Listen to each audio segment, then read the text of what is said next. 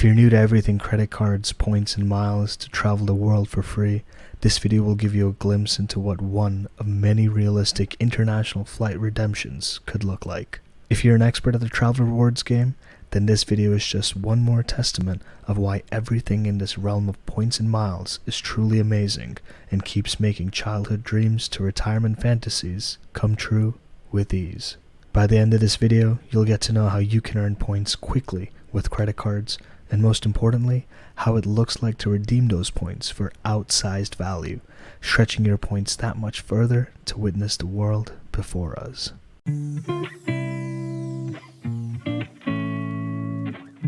The one credit card we'll be referring to in order to walk us through our redemption is the Chase Sapphire Preferred.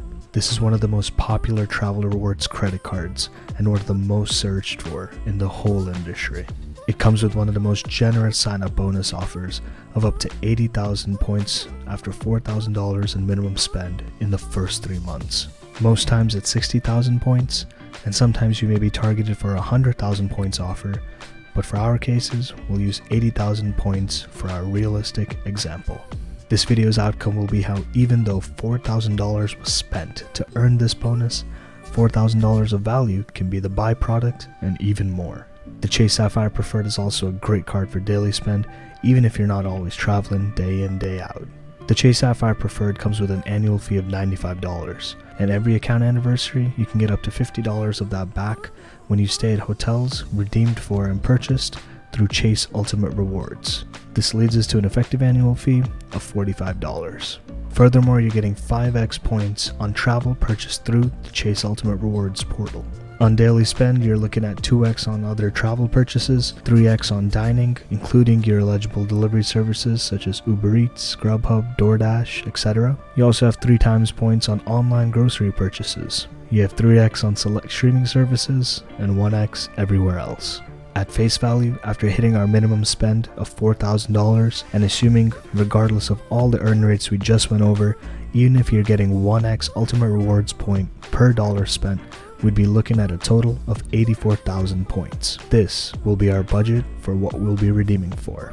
It's in the name, but the Chase Sapphire Preferred is a credit card by Chase, and the points we've been discussing of Ultimate Reward points can be redeemed in a myriad of ways. At the rate of cashback, it would be 1 penny per point, which boils down our 84,000 points to 84,000 pennies, equivalent to $840 in cash. Based on the $4,000 in spend, percentage-wise, that would be 21% cash back. If we're saying we're getting $4,000 or more in value, that's 100% or more in cash back. As we progress, depending on your taste, $4,000 in value with 84,000 points is nothing compared to what value you can truly redeem for, but more on that soon. Another way to redeem these points is through the Chase Travel Portal, where a superpower feature of the Chase Sapphire Preferred is that you get a 25% boost on your points for travel booked through the portal. This means if you find a $1,000 flight, you would need 80,000 points, which is equivalent to $800 in cash, that many in points to get that $1,000 flight. Not a bad redemption at all, especially based with an annual fee of $95. There's immense value in year one, most definitely. Here's where the next level happens. The situation presented before us to work through together has the following requirements. 2 one-way adult tickets non-stop from Europe to the United States of America. More specifically, Paris to New York. Time frame, within the next 3 months is where we're looking at and targeting for our travel date.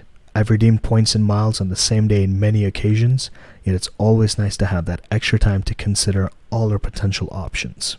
Doing a quick Google flight search yields us the following results. $1,367 in cold hard cash, which means for 2 people, we'll be looking at $2,734.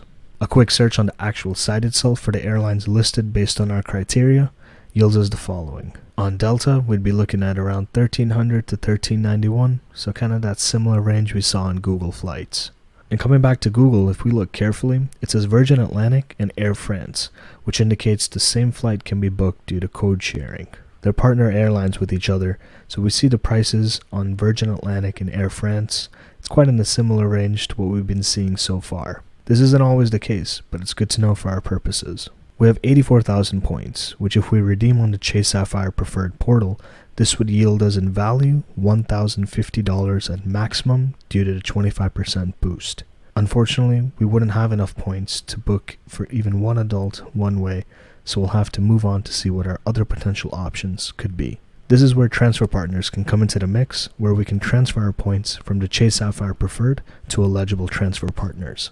In our case, we have the following list. We have quite a few choices when it comes to transfer partners, and although Delta isn't listed directly as a transfer partner for Chase, there are other flights to be booked with the same points that are partners with Delta Airlines. And so with that, we have choices of Virgin Atlantic and KLM Air France as our potential options. With Virgin Atlantic, there doesn't seem to be any availability.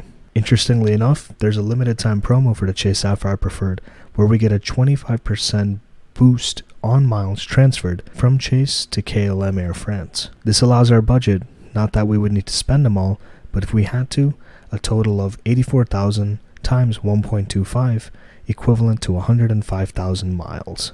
Air France for 2 passengers from our requirements of one way from Paris to New York yields us CDG to JFK in economy for a total of 94k miles plus fees. Value-wise, we're looking at $2,740 of value if we were to use 94,000 miles. There are $300 plus in fees, and logically, if we weren't trying to use all of our 84,000 points, we could actually transfer 75,200 points to equate to that 94,000 miles that we're trying to redeem for. The remainder points, maybe not advised seeing how much value we're getting in this situation, but it could be cashed out at 1 penny per point at minimum. Just to see how that math turns out, it'd be 84,000 points minus 75,200 points we're redeeming for, leaving us with 8,800 Chase Ultimate Reward points, and in cash that'd be $88.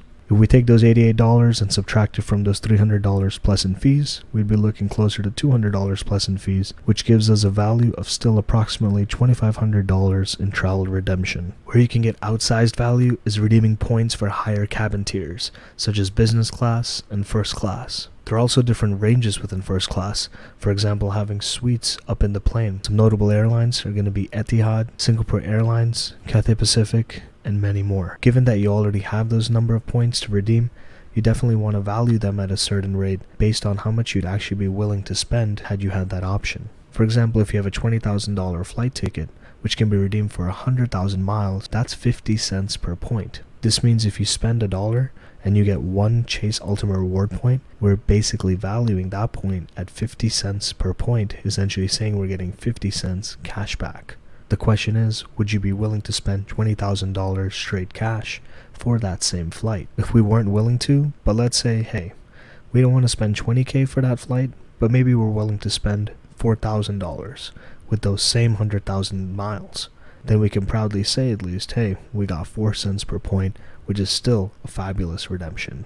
For context, if we're getting 3x points per dollar spent, then that's essentially saying that at 4 cents per point, we're getting 12% back towards a redemption of that flight when we do it. Points, miles, and so much more can give us the happiness and joys of life, and naturally, as always, when it comes to credit cards, staying out of debt, it's number one thing. So in the end of the day, travel for free, live for free, spend a few dollars along the way, but in the end, are you happy? Is it bringing extra happiness to you? That's all that really matters.